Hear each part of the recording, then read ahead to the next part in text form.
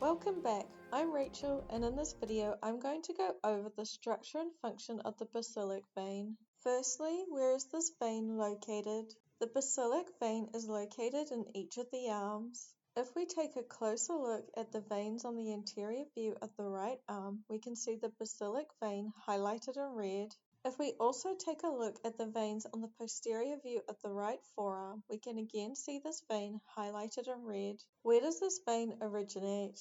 This vein originates and receives blood as a continuation of the medial side of the dorsal venous network of the hand. If we take a closer look at the veins on the dorsal surface of the right hand, we can see highlighted in yellow the dorsal venous network.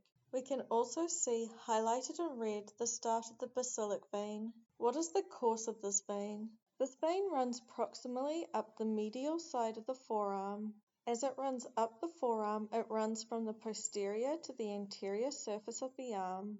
This vein continues up the medial side of the upper arm where it unites with the brachial vein. The brachial vein can be seen here highlighted in yellow. This union forms the axillary vein.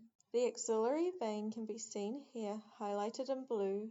This vein also receives blood around the elbow region by the median cubital vein. The median cubital vein can be seen here highlighted in green. What is the function of this vein? This vein primarily functions in the transportation of deoxygenated blood from the hand, forearm, and upper arm up the arm. From here, the blood drains into the axillary vein and onwards on its way back to the heart.